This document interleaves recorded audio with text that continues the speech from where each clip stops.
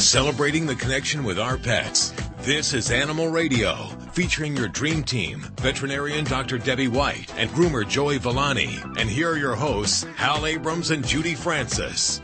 Okay, get ready to write this number down. Go grab a pen. I can wait.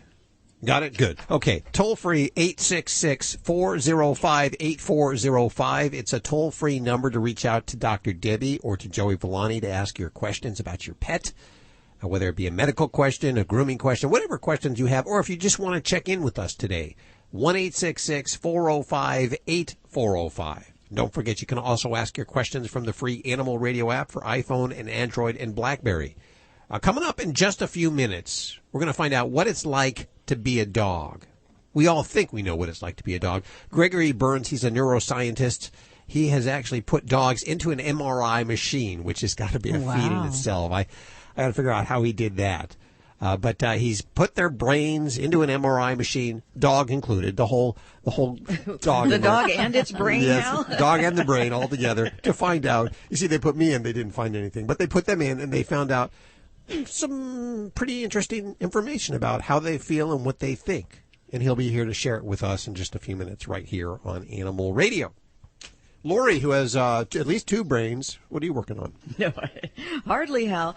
I did find this awesome. I love Consumer Reports because I always like to feel like, you're getting your money's worth. Sure.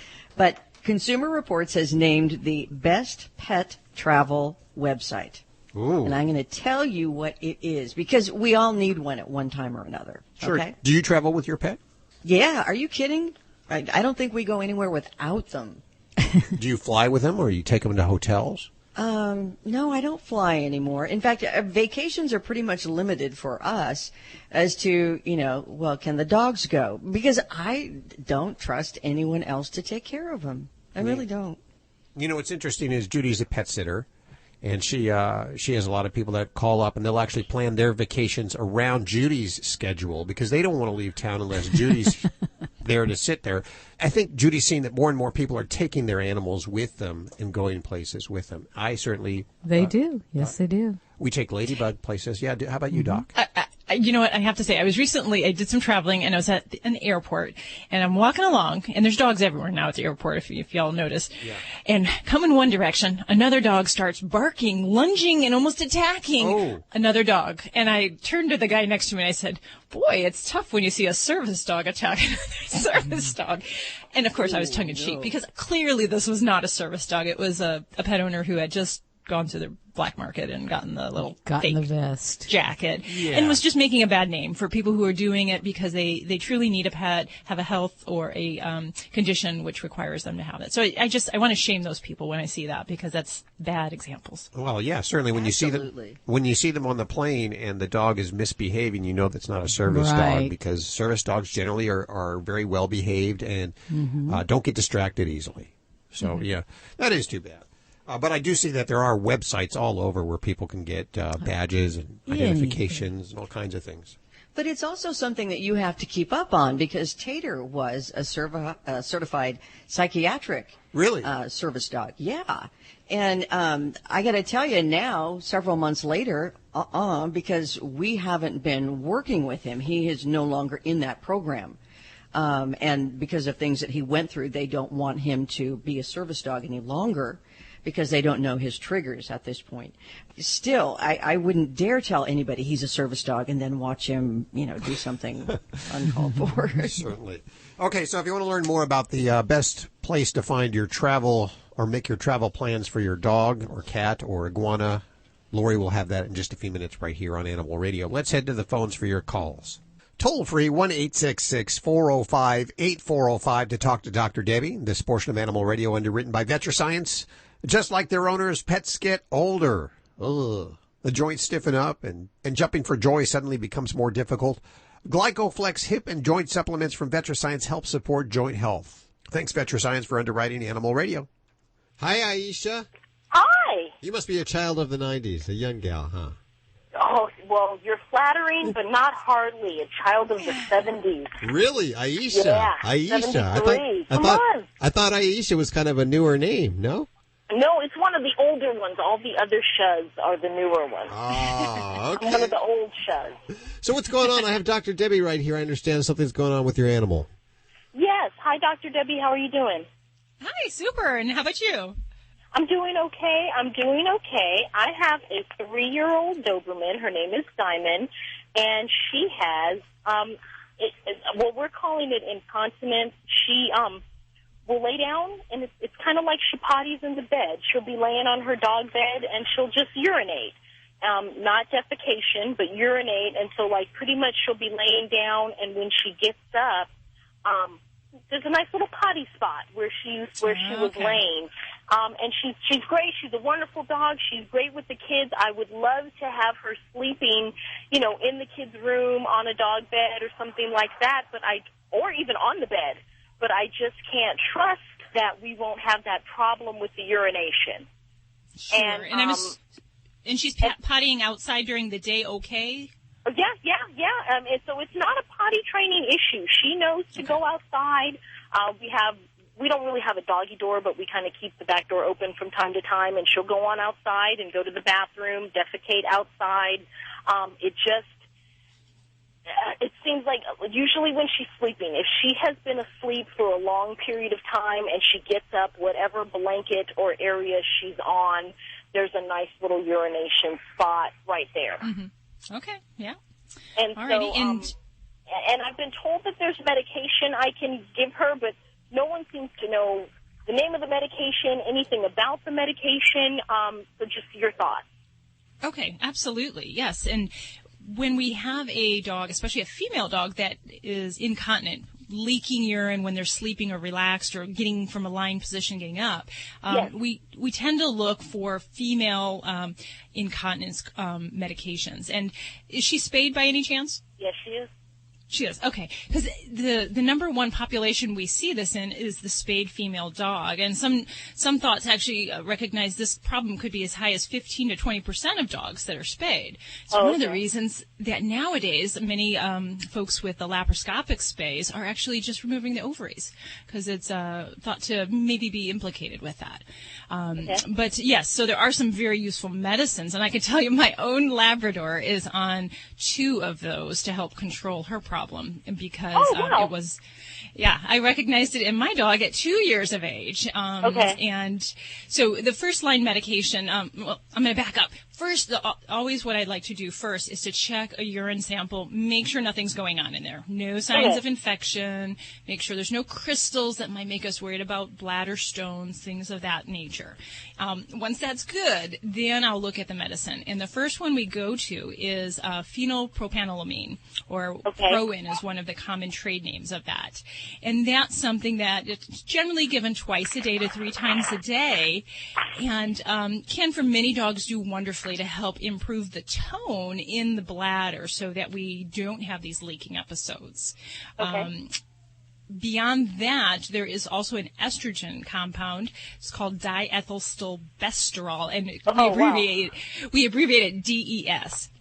And it has to be compounded at a outside pharmacy that makes prescriptions. So you probably won't find that readily at your veterinary office unless they already have someone compounding that. And that is not always the first choice because it's an estrogen compound, and we have to kind of watch to make sure we're not giving too much, that it can suppress the bone marrow. We can lead to problems with anemia. I've never seen it. It can happen, and we worry also about giving too much causing estrogen stimulation, so maybe feeding the concerns with breast cancer. So we want to use this cautiously with veterinary supervision, but I can tell you that drug... What is your dog? You said your dog is on what? She is on both of those.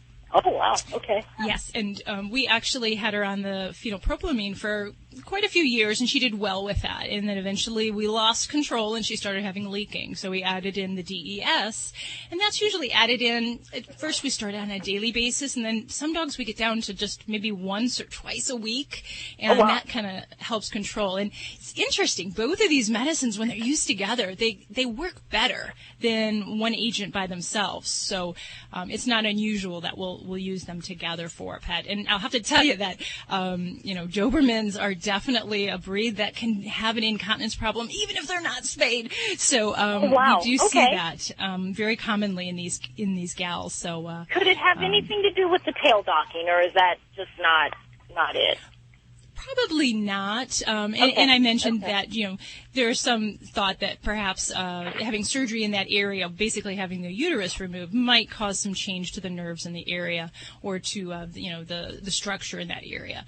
But now, and then there are some other more extreme techniques, and I can't tell you I've had anybody go through them, but I've heard of some fellow colleagues that pets can have collagen injections into the bladder. Oh, wow. And that helps to give a little bit of a thickening to the bladder. And for many dogs, that may work wonderfully, but it can have a temporary effect, so they have to go back for additional treatments, and that's usually done at specialty centers, vet schools, things of that nature. So it's not widely used.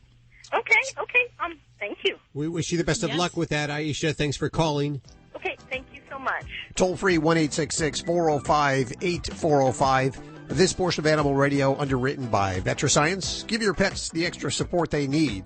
From Glycoflex joint support to Composure for pet stress, VetraScience has supplements for all your pet's needs. Thanks, VetraScience, for underwriting Animal Radio.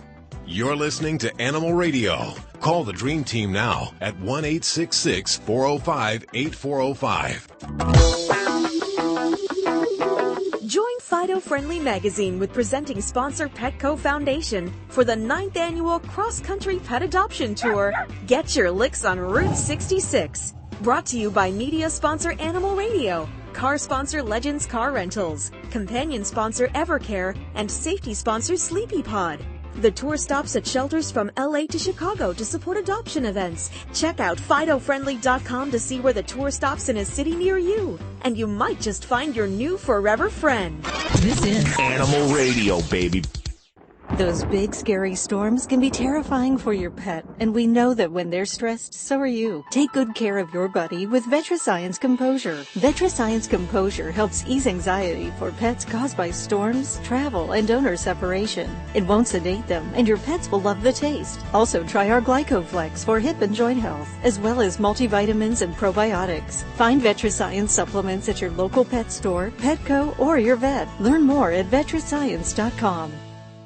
You're listening to Animal Radio. If you missed any part of today's show, visit us at animalradio.com or download the Animal Radio app for iPhone and Android.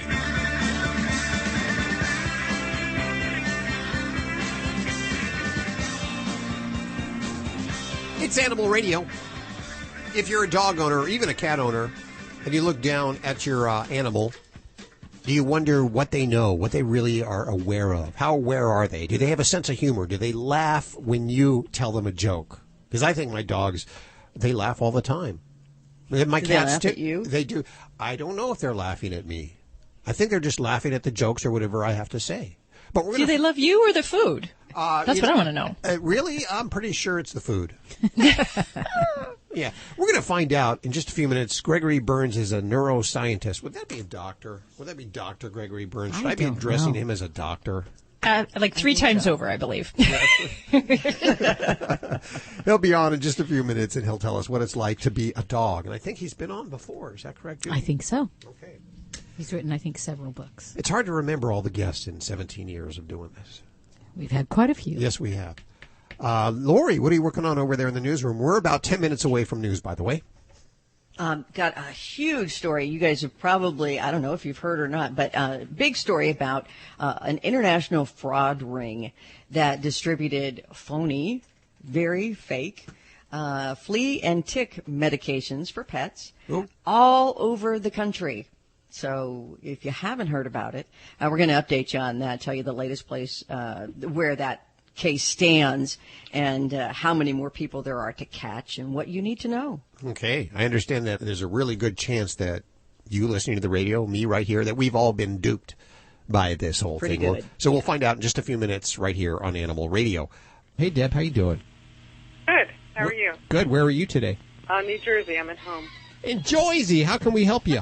I have 2 miniature schnauzers, and one of them is a white schnauzer, about 8 years old, and she licks her paws constantly, and she's got brown paws because of it.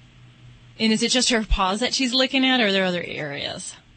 No, just her paws. And I'd imagine she probably has that nice, lovely kind of reddish-brown kind of stain to that. Yeah. Oh, yeah. Typically, when we see paw licking, you will see that kind of staining of the fur, especially if it's a white-coated dog or a light in color, and that's from a pigment in their saliva, and it's called porphyrin, and it causes a brown staining. So you wouldn't believe how many times I hear people say there's blood all over their feet, and it's actually that pigment that they're seeing.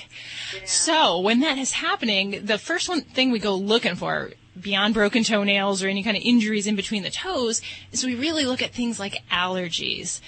And white schnauzers, I sympathize with you because they can have their share of skin problems.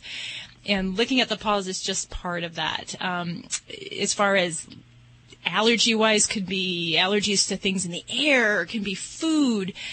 So there's a lot of different directions we might go with this baby. Do you have her on any kind of medications? Have you tried anything so far? Yeah, so far we've changed her food a few times. Now she's on medicine, but that doesn't seem to be helping. Okay. She's also on 2 5-milligram pills of prednisone every other day. And I don't think it's working. I don't think it's working, but then when I stop, it seems like it was working. Okay. Alrighty. And that's about all we've tried so far. Okay. Now, at any point, have we done any kind of sampling from her toe areas, from her feet? Has your veterinarian looked at that to see if there's any infections there? Yes, the vet has looked several times. We've brought her in maybe a half a dozen times over the 2 years we've had her. Okay. Well, as far as if we're dealing with just a presumed diagnosis of allergies, then there's a lot of different ways we can go here. I personally always like to get some sampling from the area because if we have any kind of yeast infection or bacterial infection on top of things, even prednisone isn't going to be enough to tackle that.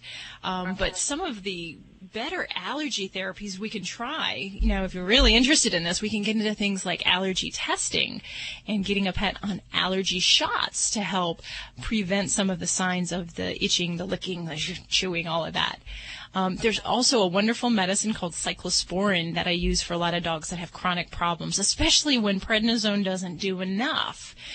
So that might be an option that we can get at.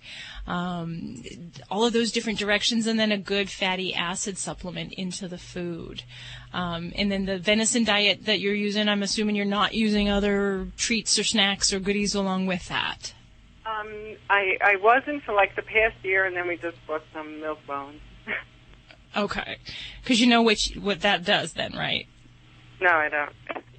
If we're on a special diet, a diet that you're spending extra money on, and you give treats or you give snacks or table food or anything, you're just flushing all that money down the toilet because a hypoallergenic diet does no good if we still have other foodstuffs in the diet that can interfere with that. So if we really want to be sincere about giving it a good effort on that venison-based diet, you need to eliminate all those other things. That's like going to Burger King and ordering the biggest burger they had and then getting a Diet Coke, right? I mean, it just...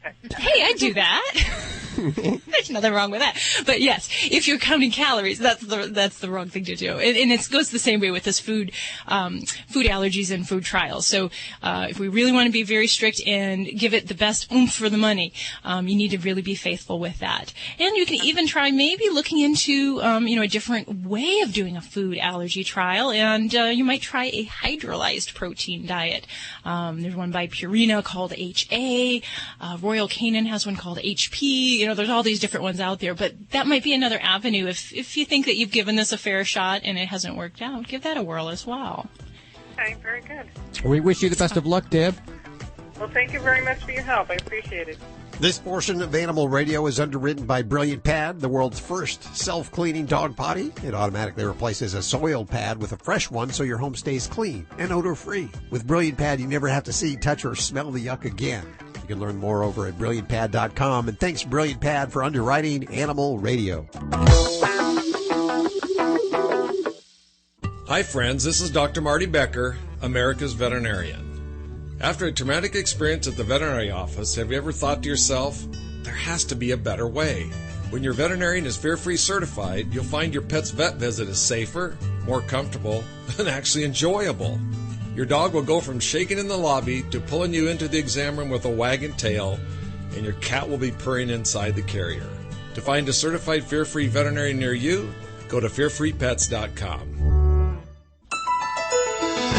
This is an Animal Radio News Update brought to you by Fear Free. Fear Free takes the pet out of petrified and puts the treat into treatment. To learn more and find a certified fear-free veterinary professional near you, visit fearfreepets.com. I'm Lori Brooks. There's a new break, a big one, in that big money international fraud that targeted those of us who buy flea and tick medication for our pets. Pretty scary, right? The latest break in the counterfeit investigation comes after a California man admitted in federal court that, yes, he had been selling unregistered and smuggled in animal pesticides online for 15 years. Wow. So you're thinking, oh, good, I don't buy that online. Well, listen up.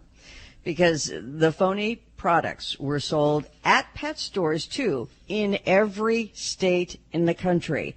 But it's more than just the U.S. that's been duped here. The anti-flea and tick products were sold all over Europe, the Caribbean, and Africa as well. And this guy made $2.5 million in profit, just this guy. So now, a grand total of 7 men have pleaded guilty in this scam, with one more guy to catch. An alleged major supplier in the ring is still an international fugitive, and he is in fact believed to be in the Cayman Islands, so at least police are on to him. So you're thinking, if you're, like any pet owner, which I thought too, hey, did I get swindled in this scam? It is entirely possible. Authorities say the phony products were labeled with well-known brand names.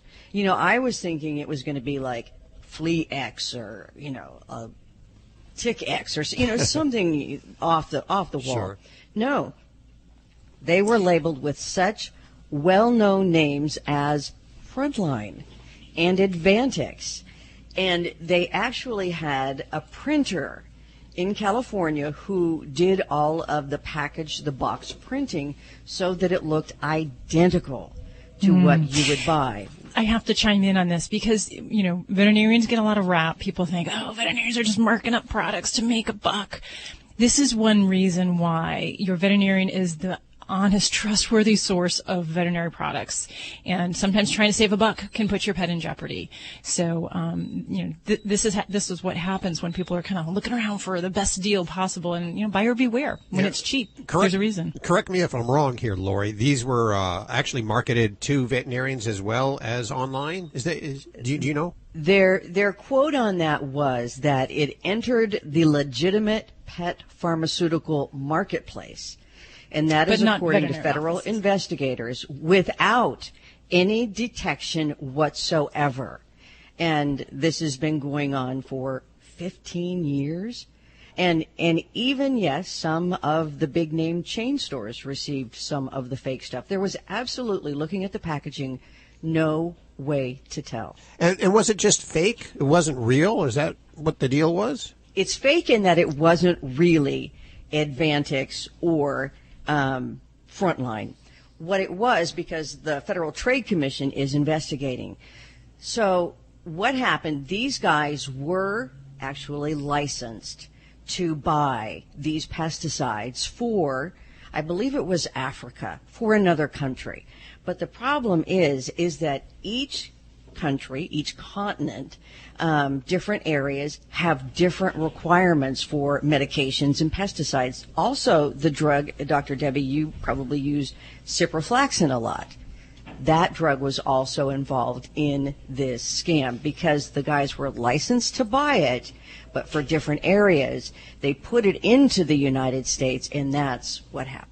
Pretty scary. Yeah, and I know that with veterinary products, there's a chain of custody that is involved, and that is something that drug manufacturers hold very dear. Now, once say, if I wanted to make a buck and sell a product on the black market, it then leaves my hands and goes on the black market. So, not saying that couldn't happen, but it sounds like what you're talking about is through more retail outlets, is that this is kind of more the issue there.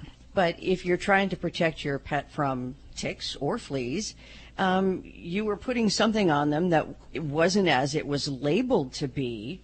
And also then you can get Lyme disease, or your pet can get Lyme disease even from, and you think you're protecting it. So yeah, it's all about in any way. Proper handling of medication. This is something people wouldn't do when you order medications from foreign countries. How is that being stored? Is it been in a 120-degree warehouse? So you can have degradation of product, and that can affect not just efficacy but safety. So that's why I say buyer beware. Price should not be your only motivator for finding medications. Back when I used those topicals, or those that you put on the back of their neck there, I noticed that they became less and less effective, and I wonder, was I a part of that? Duped. Was I duped? Dr. Debbie, what I'm wondering about is the ciprofloxacin.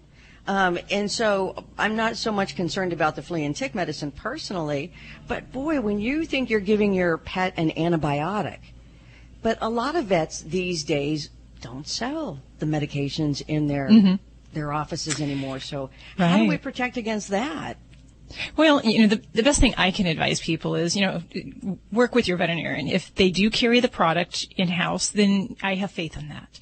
If they do not, then I usually write a prescription and have someone fill that at a local human pharmacy. We always want to have a product that is actually already made and standardized. So we compound when we have to. So that means making it up into special liquids or concentrations. But even that, there's some question on, is it efficacious? Is it actually, are you getting the amount of drug into the pet that you're supposed to be because of the different processing and carriers and so forth?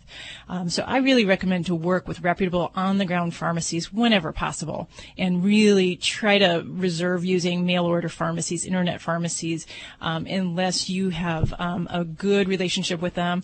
I look for the VetVips logo, which is a endorsing body for internet pharmacies, that they follow certain criteria, that they make sure there's a legitimate relationship with a veterinarian, that you're not just calling and saying, hey, I want Cipro for my dog, and treating it without any kind of true need. And they also have standards for storage and delivery of those type of medications. So that gives some consumers some comfort that they're not going in that horrible gray market where they don't know what's going on. I tell you, I'm one of those people who always thought, the vet just wants to make some money off of this, that special food or that flea and tick medication. But I would feel much better buying it from you now after hearing this. Yeah. Well, I'll tell you, it's, competition, competition is driving veterinarians away from stocking these things, and it's no longer worthwhile. Veterinarians are getting accused for marking products up, and, everyone's got to, make a profit on things that sit on your shelf. So whether it's through us or through a local pharmacy, I don't care where it goes. I just want it to be reputable. The website, tripswithpets.com, has unveiled its brand new list of dog-friendly breweries across America. I don't drink beer, but hey, a winery too, I'm sure, is included in there. It joins their list of dog-friendly restaurants, beaches, and other attractions. Plus, they also feature on this site airline and car rental policies for pets, just so you know, and pet-friendly vacation activities. For example, did you know you can take your pet on a whale watching trip, mining excursions for gems, go to wine tastings, apple picking activities too. Some of these allow pets, and they will tell you which ones. I think that's cool. So it's not just, dog parks around the country. It was, I think this is a great endorsement. By Consumer Reports, they named it Best Pet Travel Site. And they started out back in 2003, but they've really grown now. They're, in fact, partnering with the big names like Expedia for pet-friendly hotels and lodging, which they even feature some bed and breakfast and vacation rentals that are pet-friendly. And police in Cleveland are looking for spam. And we're not talking about that horrible stuff that comes in a can. Hey, wait. I love that stuff. What? Do you really? You probably like Vienna sausages, too. No, I'll pass on the Vienna sausages. But they're not looking for your email trash either, but what they're looking for is spam, this little 15-pound pet pig that was stolen from his home during a recent break-in. And the owner says this little guy is just terror on four hooves, and she's worried. And, she said the burglar, hey, you guys, you can keep my electronics and all my jewelry, but please just give spam back. Apparently, though, The thief was captivated by this tiny pig because obviously they took it, or he took it, or she took it. But Spam's siblings, a dog and a cat, were still there when the owner got home after the break-in. So, I mean, I wonder if their feelings were hurt that they weren't stolen. Didn't want them too. Yeah. Yeah. Poor Spam. Is a cute pig, though. But I try not to feature mini pigs, not many pigs, but mini pigs, because they called it a mini pig. And, you know, I think we all know that there really is no such thing. They grow up and they get big. Yeah, we just had, what, a 175-pound mini pig in the other day. Holy moly. Are you for real? Yeah. She was a little on the heavy side, shall we say. But, yeah, she was a mini potbelly pig. Jeez. So, yeah. Oh, my They don't all stay needle. I'm Lori Brooks. Get more breaking animal news anytime at animalradio.com. This has been an Animal Radio News Update brought to you by Fear Free. The veterinarian isn't typically thought of as your pet's favorite place to go. With Fear Free, that all changes. To learn more and find a certified Fear Free veterinary professional near you, visit fearfreepets.com. Hi friends, this is Dr. Marty Becker, America's veterinarian. After a traumatic experience at the veterinary office, have you ever thought to yourself, there has to be a better way? When your veterinarian is fear-free certified, you'll find your pet's vet visit is safer, more comfortable, and actually enjoyable. Your dog will go from shaking in the lobby to pulling you into the exam room with a wagging tail, and your cat will be purring inside the carrier. To find a certified fear-free veterinarian near you, go to fearfreepets.com. You're listening to Animal Radio. If you missed any part of today's show, visit us at animalradio.com or download the Animal Radio app for iPhone and Android.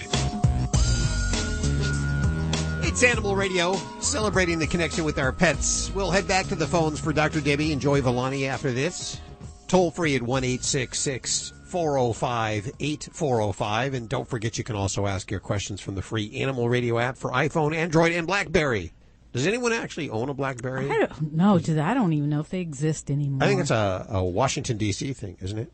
Politician, a lot of politicians. Seriously, I think a lot of those. You're right. I know some people who still would do anything to get a BlackBerry. What do you know? Hey, you know who we have on Skype with us right now is Gregory Berns. He's the distinguished professor of neuroeconomics at Emory University. He's a neuroscientist, much smarter than all of us here. Put together, even with Dr. Debbie in the mix here. Gregory, how are you doing?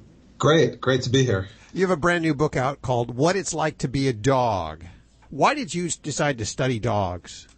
Well, it didn't begin that way. So my career has been using MRI and brain imaging technologies to actually study the human brain and how structures in the human brain give rise to various human emotions and how we process things like reward and risk and decision making. And it was about 6 years ago, I think, when I actually began wondering whether my own dogs felt anything like the way I do towards them, and had the idea of training dogs to go into the MRI completely awake, completely unrestrained, to see what they're thinking. Well, wait a second. You can't barely get me into an MRI machine without freaking out. How do you get dogs in there and get them to sit still? Because they got to for that kind of imaging, don't they? Oh, sure. Yeah, it's exactly the same as for humans. And so, you know, for those of you who haven't had an MRI, probably the biggest thing for humans is that it's very claustrophobic because it's a very tiny space, and it's really loud, kind of like a jackhammer. And so what we did was we built simulators of an MRI. So I still have in my basement a big tube to simulate that. Wow. And then we started just kind of working through it piecemeal, and we basically made it a big game for the dogs because the dogs don't have any preconceptions about what an MRI is. And so by pairing it with lots of treats and lots of praise and balls and games, we made it just a big fun machine for them. I think it would be safe to say that you were the first and probably the only person ever to do that. We think so. What did you learn? So when we started, we did very simple things like teaching them hand signals, like one hand signal means hot dog and another hand signal means nothing. And what that did was that allowed us to zero in on their reward systems to confirm that it functions basically the same as human reward systems. And then as the dogs got better at this and we got more and more dogs and there are people volunteering for the project, we did more complicated things like look at the relative value of food versus praise to the dogs. And so this was kind of a key question to me, whether dogs are essentially our friends just for the food or whether they have anything like love for us. And what we found was that indeed the reward systems activated just as much just to things like praise, saying good boy, good girl, as much as food. And in many dogs, it was even more than to food. So were there any certain breeds of dogs that were easier to work with or gave you better answers? Well, we have a lot of retrievers in the project, but I think that's largely reflecting how popular that breed is. And we have lots of shelter animals, too, so just lots of mixes. And my own dog, Callie, was the first to volunteer, and she came from a shelter. So there's so much variation between the breeds, both physically and somewhat temperamentally, that we haven't really attempted to answer breed-specific questions. But what I can tell you is that there's a tremendous variation from one dog to another. And this, I guess, is not too surprising coming from the human literature where we find big differences between people. So when we ask the question what it's like to be a dog, that makes almost as much sense as saying what it's like to be a person. And really what we're studying now is what makes one dog the way they are relative to another dog. What about with respect to empathy or humor, sense of humor? Were you able to find any of these? Well, we haven't looked at humor. I mean, that's actually quite difficult even to study in humans because it's obviously very subjective. But one of the things that we have studied, and this actually is an element of humor, is the result of surprise. So to us, things are funny because something is surprising in a particularly novel way. And so it's clear that dogs' brains respond to surprising things in many of the same ways as we do. And it seems to be a key part of their reward systems as well. Now, I wouldn't necessarily call that humor, but I would call that expectations and surprise as being quite important to them. What would you say the one thing that even surprised you, that you came away saying, wow, this is truly incredible? Probably the experiment we did a couple of years ago looking at how they process faces. So prior to doing this, it had been known that there are parts of the human brain and even other primates that are dedicated to processing faces. And I guess this is not too surprising considering how social we are and how much information facial expressions carry for us. But it wasn't known whether any other animals cared about it like we do. And so we set up an experiment where we showed pictures to the dogs while they were in the scanner. And the pictures were dog faces, human faces, as well as everyday objects. And just like humans, we found that they have a dedicated part of the brain to processing faces. It's really incredible. It sounds like an incredible book. I'm going to try to crack it open today and learn a little more about what you've learned, what it's like to be a dog, and other adventures in animal neuroscience. The author, Gregory Berns, joining us. I have 5 copies to give away. Yes. 5 copies, toll free at 1-866-405-8405. If you're not lucky enough to get on through, head on over to Amazon or your favorite bookstore and pick it up. What it's like to be a dog. Gregory, thank you so much for your time. Thank you. You're listening to Animal Radio. Find us at animalradio.com. Log on, learn more. We can't tell you why canine caviar is the only alkaline-based dog food, but we can tell you alkaline is proven to minimize the risk of renal failure and pancreatitis, reduce scratching, cellular degeneration, and disease, keeping your furry friend youthful and healthy longer. And those are the reasons we can fit into this short commercial. But by visiting caninecaviar.com, you'll see exactly what we do to make a better food for your dog. Try the one and only alkaline dog food risk-free. Canine Caviar. Celebrating the connection with our pets. This is Animal Radio, featuring your dream team, veterinarian Dr. Debbie White and groomer Joey Villani. And here are your hosts, Hal Abrams and Judy Francis. If you're listening right now, no doubt you probably spoil your pets. You probably treat them maybe better than you. I do. Yeah, I think we all do here. See, I don't think about it as being spoiled. I just treat them like I'd want to be treated. Yeah, well, you treat them pretty good. You paint ladybugs' toenails. Yes, I do. You give her little salon treatments and nice baths and all kinds of things. There are resorts now, and you probably knew this. There are resorts there that are specifically designed for dogs and cats. Mm-hmm. And these resorts, they'll pamper your animals. They'll treat them absolutely wonderful. You're not allowed to go there, unfortunately. Only the animals. And there's actually a brand new one, part of a chain. An $8 million building was built in Rockville, Maryland. It's the Old Town Pet Resort. Really, $8 million to build a pet resort? They must be raking in some cash there. Yeah, how can they afford to build something like that? Now, we do know the pet industry is a $65 billion a year industry, and it's growing exponentially. So we're spending the money, apparently, to put our animals in these resorts. We have a friend, Kathy Alter. She's a journalist for the Washingtonian magazine and some other trades, and she got the honor of spending a night in this Old Town Pet Resort. What? And I know it's a dog and cat only resort. Fun. Yeah. But she was able to finagle her way in and spend the night there so that she could find out what it's like to be a dog or a cat staying at this posh pet resort. That's really cool because I've had people ask if they could stay, they would be willing to sleep in a dog's kennel so they could be with their pet at night. Really? I have, yes. I've had to almost fight people off the doors because they insisted they wanted to sleep with their pet when it was hospitalized. And I just explained, we're not approved for that. I can't have you sleep in the clinic. Yeah. Oh, and the clinic's not as posh as one of these resorts, but I can understand them wanting to be with their pet, certainly. So we'll talk to Kathy in about 20 minutes from now, right here on Animal Radio, and she'll tell us what it's like to be in one of those resorts overnight. Lori, what are you working on over there in the newsroom? There is one state in the nation that is going to be, I would bet, if anybody wants to bet on this, is going to be the first in the nation to become the first anti-puppy mill state, statewide, the whole state. Really? Yeah. I'm thinking New York. That'd be cool. New York or Jersey, probably. It's a big state, so... No? Pennsylvania. Yeah, right. Not Pennsylvania. That's right. Judy. I get that. I think it's the number one state for puppy mills. So we'll find out which state it is coming up in just a few minutes right here on Animal Radio. Did you guys tune in? Did you see the video my clinic did on baby talk? No. What? Oh, when you mean baby talking to your animals? Baby talking in the veterinary office. Oh, and so I hate people that do that.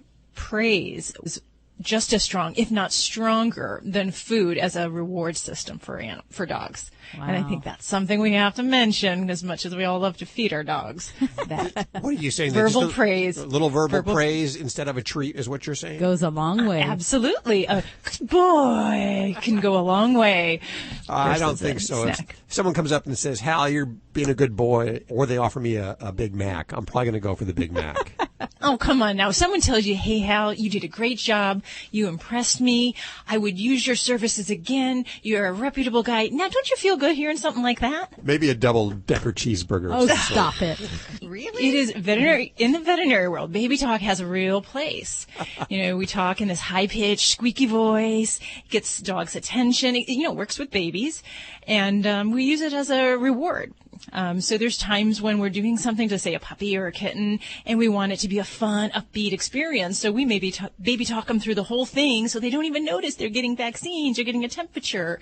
And it's just such a fun way to get what we need to do done. And I encourage you to watch the video. It's a lot of fun. Some of my staff has a superior way of baby talking. And okay, we'll link to it from animalradio.pet. Yeah, I must have missed that one. The reason they're distracted from the shot is they're going, why is Daddy and Mommy talking to me like that? That is the silliest thing. Can't they talk to me like I'm a grown dog? I mean, really. Well, perhaps. But, in the vet world, it really can be a great reward for an animal. And then, I just love it. And, I think it's fun.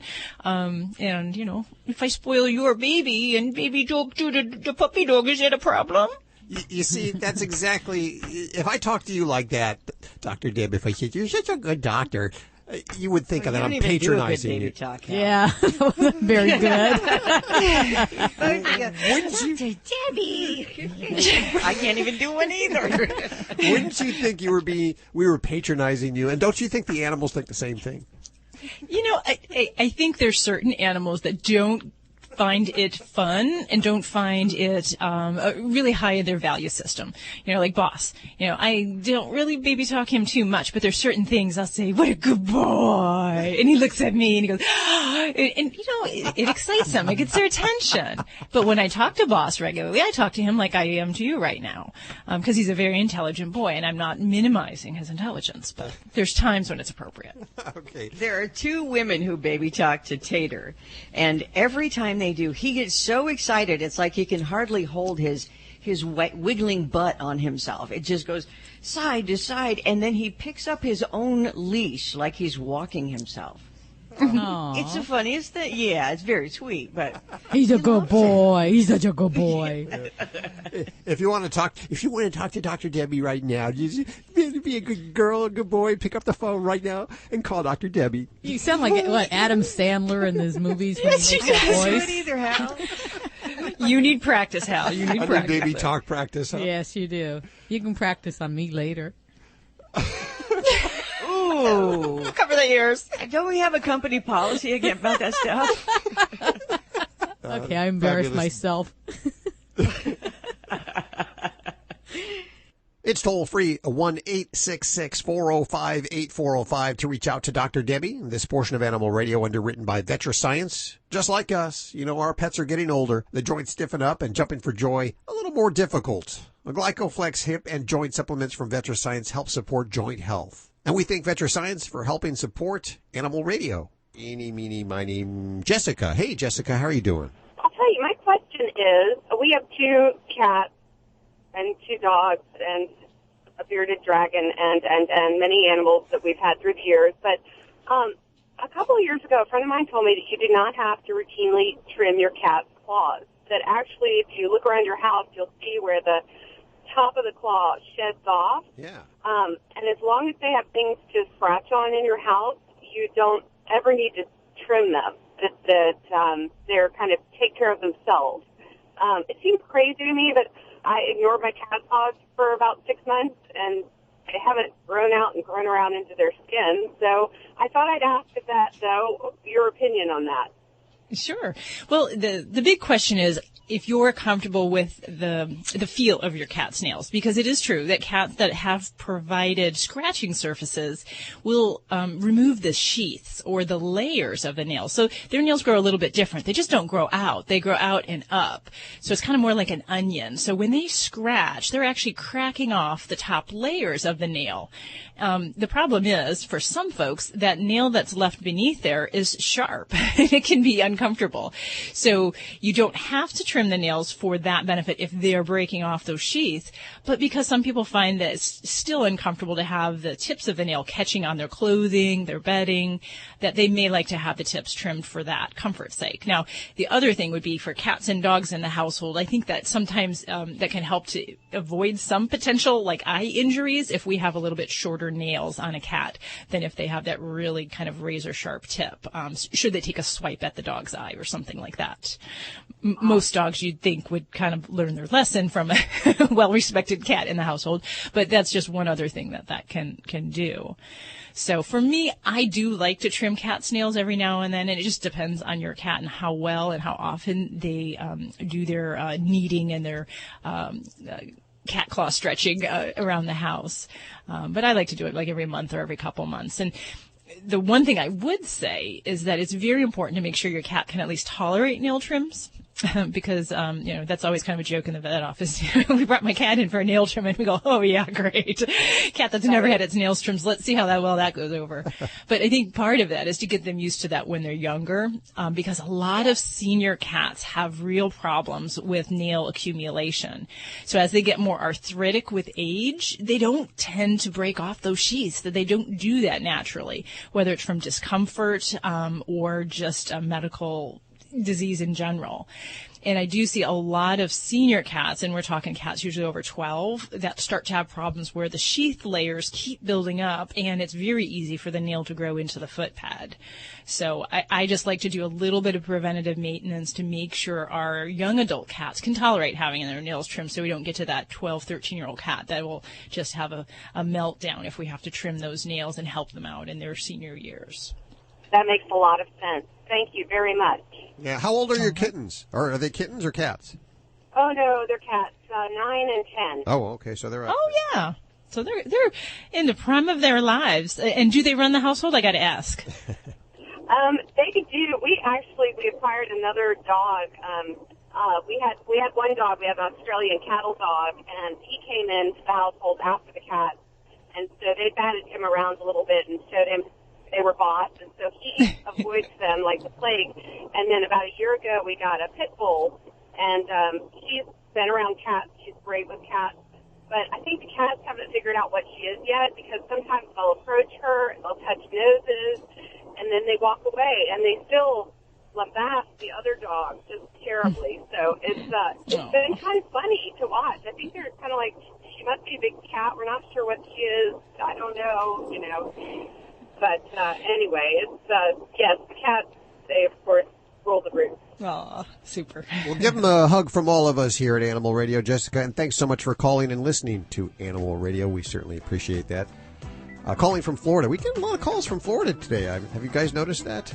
Yeah, definitely. 1-866-405-8405. This portion of Animal Radio underwritten by VetraScience. Give your pets the extra support they need. From Glycoflex joint support to Composure for pet stress, VetraScience has the supplement for all your pet's needs. Thanks, VetraScience, for underwriting Animal Radio.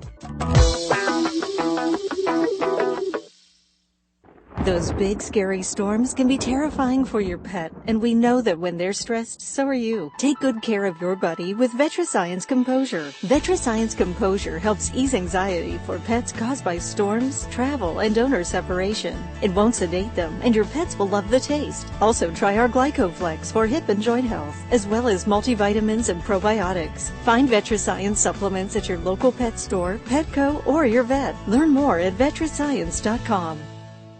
You're listening to Animal Radio. Call the Dream Team now at 1-866-405-8405. It is Animal Radio.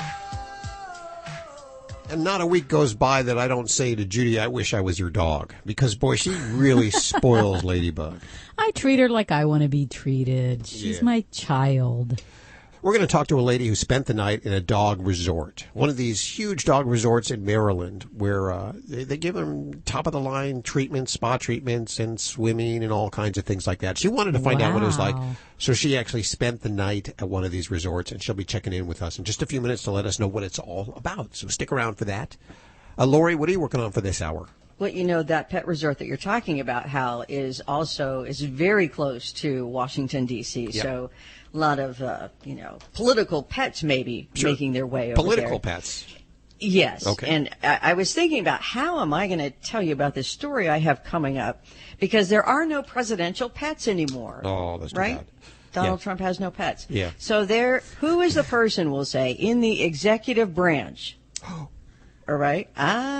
That's got a pet that just signed a book deal. I know. I believe we have Sandy on line 1. Hi, Sandy.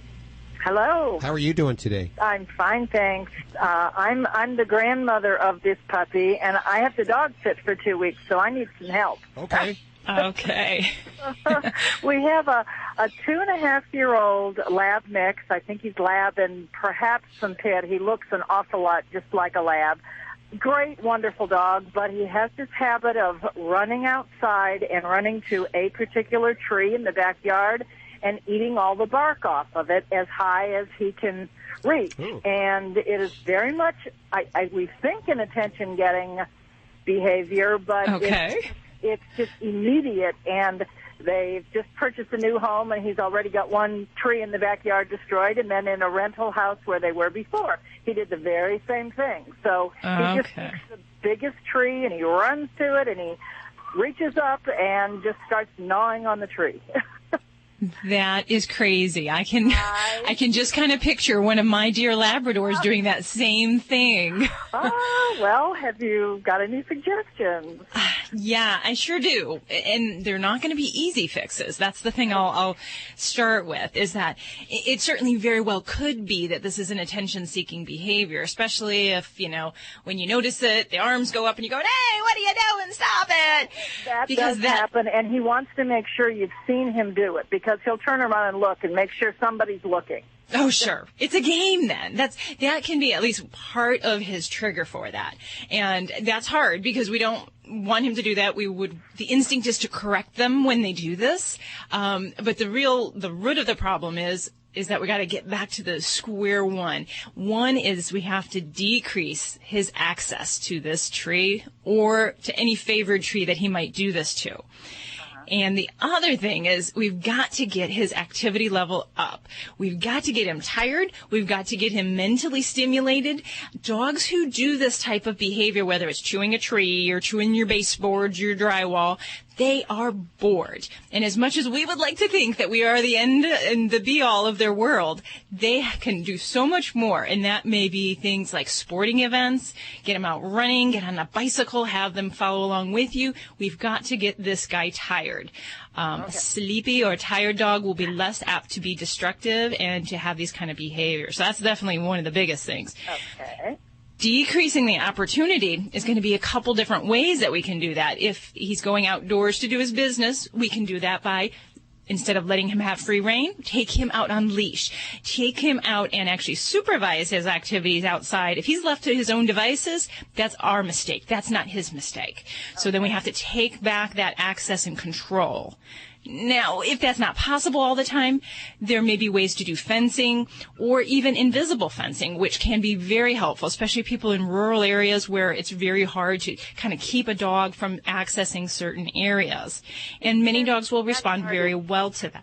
Okay, backyard is fenced in, but it's not very big. So you're thinking maybe putting a fencing around the tree or something just so he can't get at it?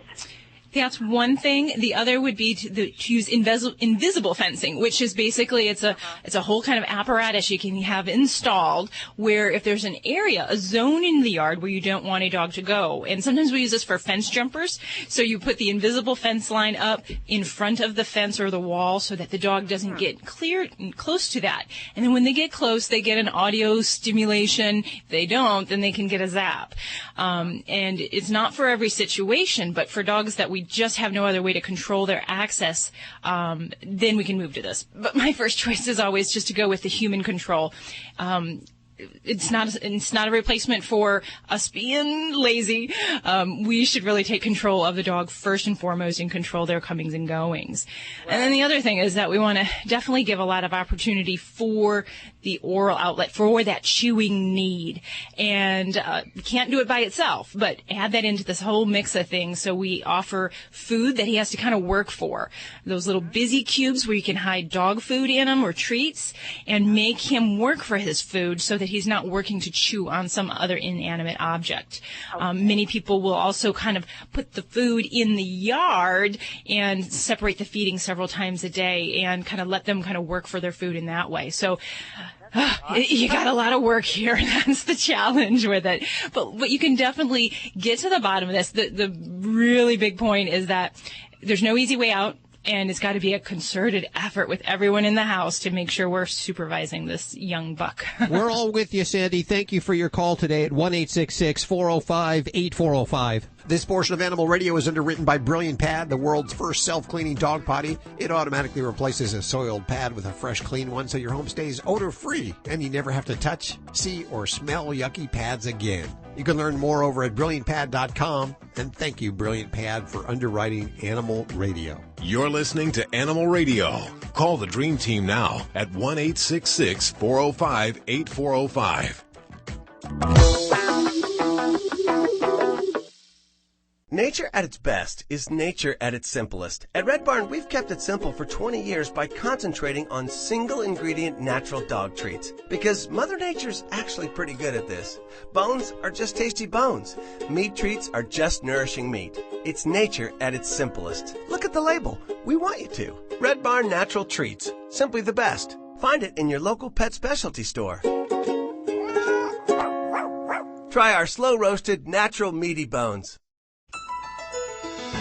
This is an Animal Radio News Update brought to you by Fear Free. Fear Free takes the pet out of petrified and puts the treat into treatment. To learn more and find a certified fear-free veterinary professional near you, visit fearfreepets.com. I'm Lori Brooks. I think there's a pet saying, or there should be, kind of like the political saying, but maybe with pets, it's as California goes, so goes the nation. You're going to be hearing a lot more about this California Assembly bill, AB 485, because it's looking to take a stand against puppy mills. And you're thinking, oh gosh, everybody's doing this. Well, if this is passed in California, it's going to put into effect a statewide ban on the sale of puppy mill pets in pet stores, allowing only adoptable pets from legitimate shelters and nonprofit rescue groups. And this will be the first one that it happens statewide. The passage of AB 485 would make it the very first time that an entire state has enacted a law like this, and it's expected to, in fact, pass pretty easily. Now the bill will head back to the Assembly for what they call a procedural vote. Animal advocates say by passing this bill, California is going to cut off the supply to inhumanely bred puppies and prevent consumers from unknowingly possibly supporting puppy mills. And many state lawmakers say they see cutting off the puppy mill supply chain as a very important first step to putting unethical pet breeders out of business in the state for good. This is statewide, that would be the first statewide one, but I think it's important to point out that both New York and California, many of the cities, the major cities, already have this ban in place. Right. I think there's, 35 towns in California that it's in place already, but that's not enough. You know, I think California does lead the nation when it comes to the ways of pets. Oh, we hope. Hey, if you were on social media at all, boy, this was so tough to see.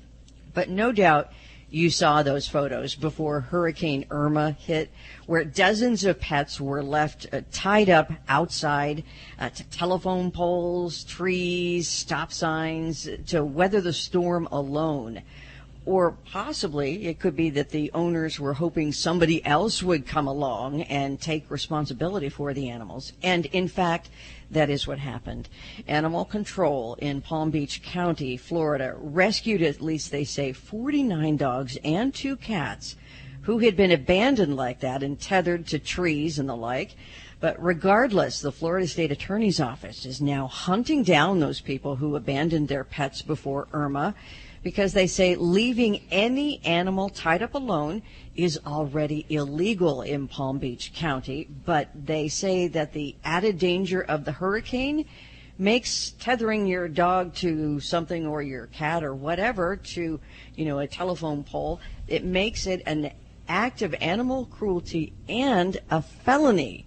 And the prosecutor there, the state prosecutor for Palm Beach County, says he's very passionate about this.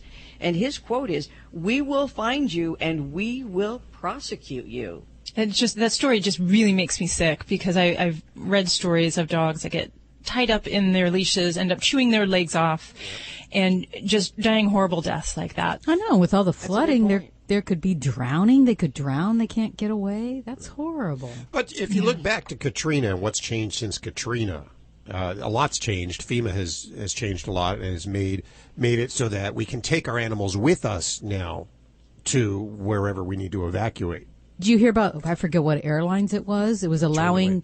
Yeah. Which airlines? I don't know, but they were allowing people to fly with their pets to get them out of the area. But if you didn't have a carrier, you couldn't get on the plane. And they turned one guy away who said he had gone to 10 different pet stores trying to find a carrier kennel, because they were all sold out. But again, this is a thing you should be prepared. You should always have crates, kennels, or whatever ready for evacuations for your pets. Especially for cats. You have got to have a carrier. Yes. On a happier note, I'm going to give it to you. Okay.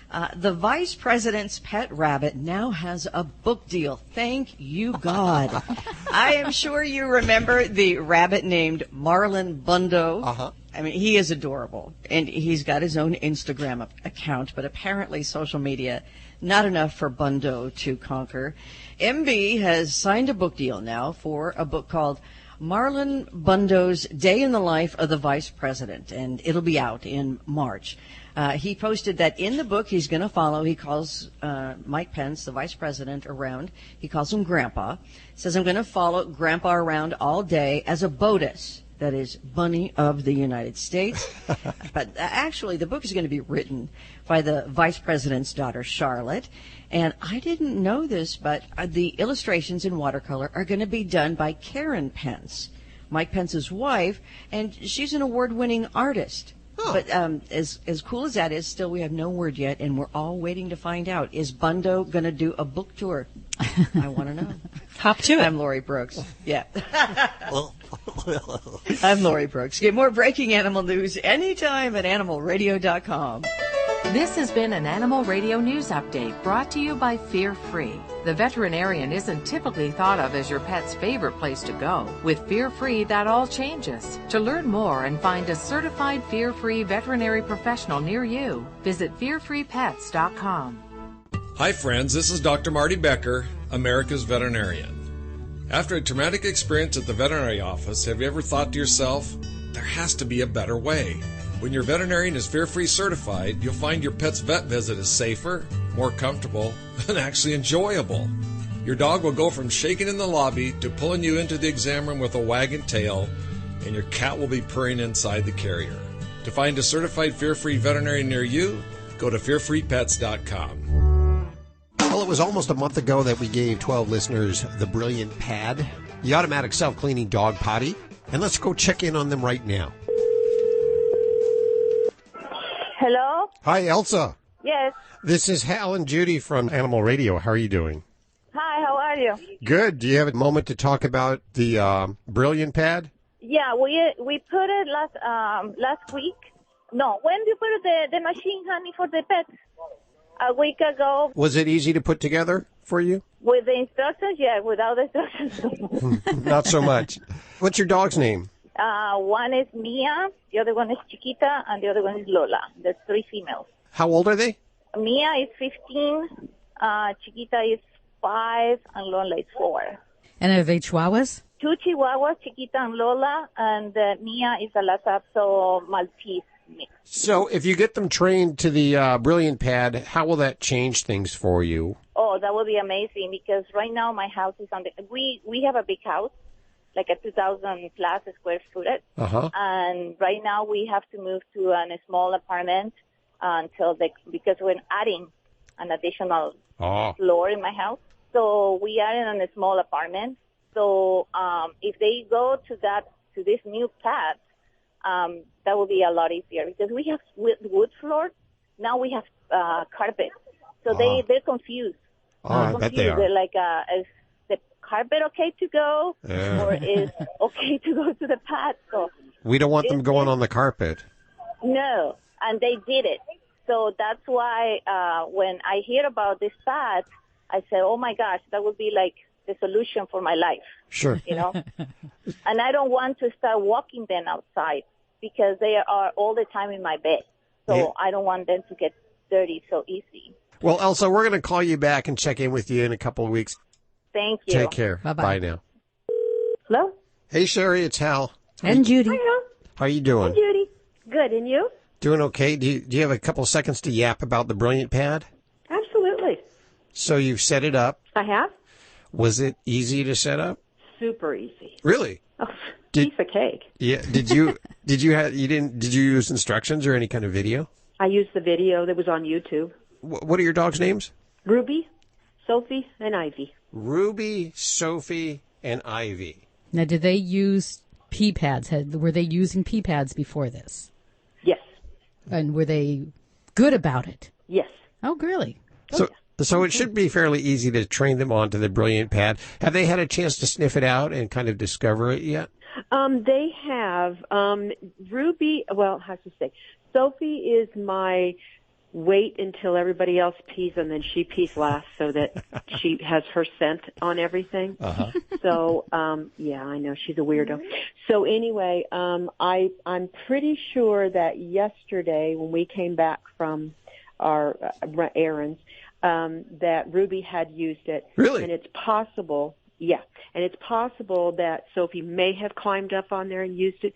She's my trepidatious one about everything. Okay. So, but I wasn't able to determine who actually did it, but most likely it was Ruby. She's the one that has spent more time on it. She actually thought it was a bed for a while. So. Yeah. So how if we get them all trained, how do you think this will change your life? Oh, it's so much simpler. I mean, all I did was come home and push that button, and it was gone. And I know Judy does this too. Judy, you just push the button. You don't set the schedule. No, I don't set the schedule because I'm afraid if my dog hasn't used it, it's going to just roll up, and I don't want to roll up a clean pad. Sure. So I just make sure that I'm at home with my dog. That's why. But I suppose if you're at work all day, you could set it for different intervals. But I'm home with my dog, so I just when I know she uses it, I clean it and just push the button. And it's just so easy. Just walk over there and push a button and boom, it's gone. And it doesn't smell. It really doesn't. So how long have you been using it? A couple days now? At least 4, yeah. And have you noticed any smell? None. Okay.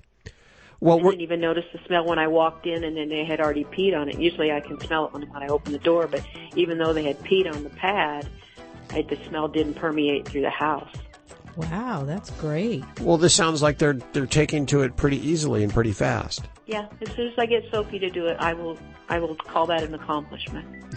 Very cool. Okay, so we're going to check back in with you in the next couple of weeks if we can. You got it. All dogs should eat a pH-balanced alkaline diet. An alkaline diet reduces health risks and can also reduce scratching, shedding, and hot spots. So does this mean you need to check your dog's pH balance? No, because Canine Caviar has created the first and only alkaline dog food that is pH balanced. It also has the highest metabolized calories. What does this mean? Your dog needs to eat less. Get a healthier dog and save money with Canine Caviar products. Find them at your local pet supply store or online at caninecaviar.com. In today's automotive news, Nissan showed off the second-generation Leaf in Las Vegas and revealed some of the basic information about the car. But does it have what it needs to win? With a starting price of under $30,000, it's $7,000 less than the Chevy Bolt. But the Bolt has a range of 88 miles more than the Leaf, which may appeal to customers who suffer from range anxiety. The new Nissan Leaf comes with an e-pedal designed to accelerate and brake the vehicle, along with some new autonomous features. For more, go to ourautoexpert.com. I'm Nick Miles. Get away the Italian way in the new Fiat 124 Spider. With up to 164 horsepower and 184 pound-feet of torque, the Spider is the perfect performance vehicle to rev up for a top-down kind of summer. Visit your local Fiat dealer today. You're listening to Animal Radio. If you missed any part of today's show, visit us at animalradio.com or download the Animal Radio app for iPhone and Android.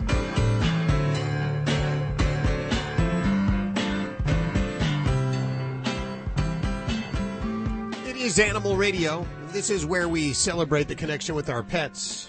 That could mean sending them off to a hotel for a vacation or a spa or a salon treatment. Because they do that for the animals now, and it's hard to believe, but there's a brand new hotel. It's a pet resort in Rockville. And I believe that's in Maryland, if I'm not mistaken. Yes, it is. Is that? Okay. It cost $8 million to build this pet resort. Wow. So it's got to be like top of the line. Uh-huh. Joining us right now on the phones is Kathy Alter. Hi, Kathy. How are you doing? Hi, I'm good, Hal. Hi, Judy. Hi. And then there's Lori over here and Dr. Debbie. Oh, hi, everybody. The whole gang is here for you. There. Oh, all right. Hi. So you're a writer, right? I'm a local journalist here, and I write for some national magazines as well. But since I'm in Washington, D.C., I'm always looking for something fun for me to do and then write about. And that's exactly what you did. You went to the Old Town Pet Resort in Rockville. Correct me if I'm wrong. That's exclusively for animals, isn't that?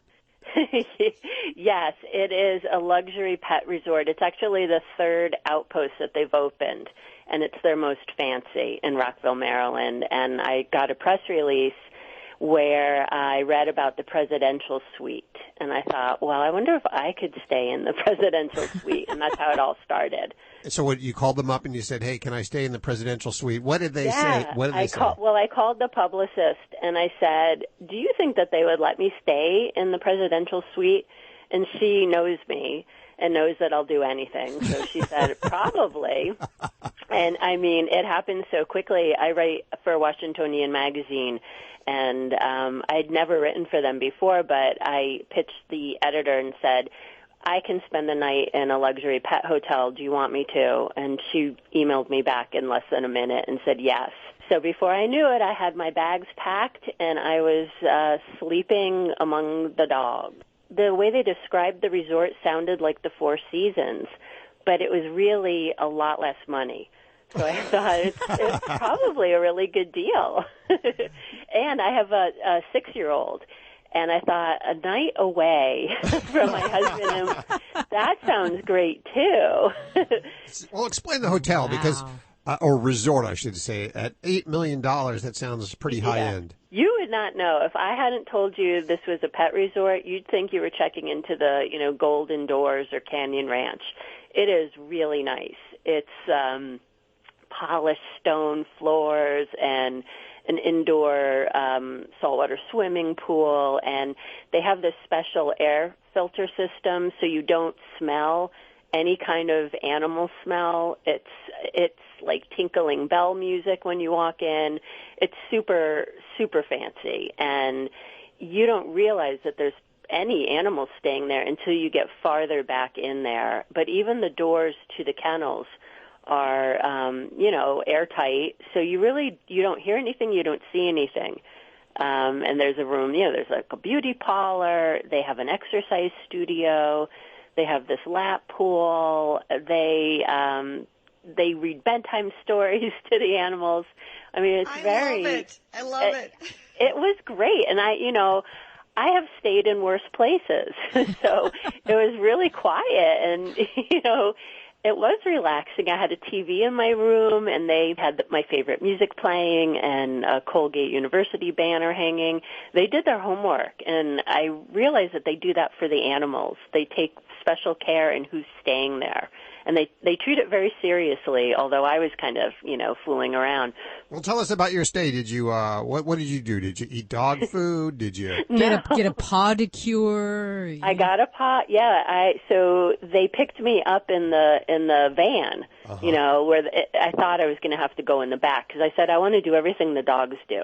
But I got to sit up in the passenger seat, so that was pretty good. And then when I got in, they did this little pet questionnaire for me. They wanted to know my likes and dislikes and what kind of food I liked and, did I play nice with others.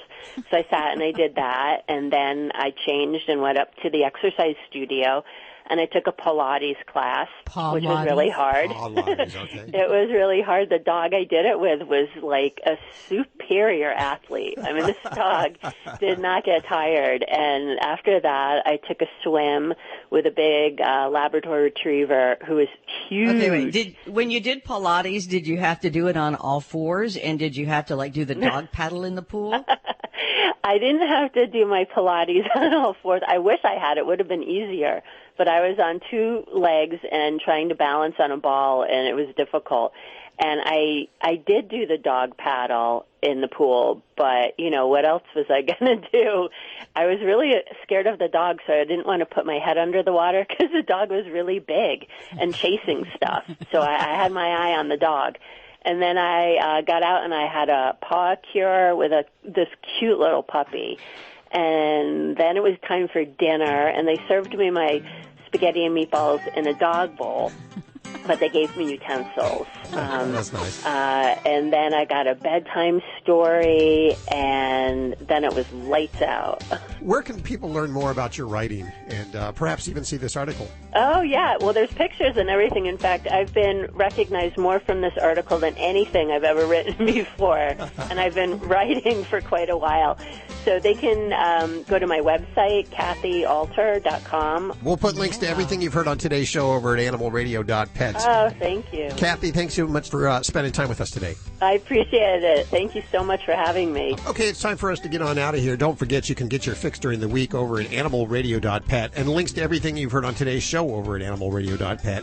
Have yourself a great week. I'm off to go study my baby talk. That's a good boy. Goodbye, everybody. Everybody was good listening to the show today. You were such good listeners. Oh, we love our listeners. They're such good listeners. This is Animal Radio Network.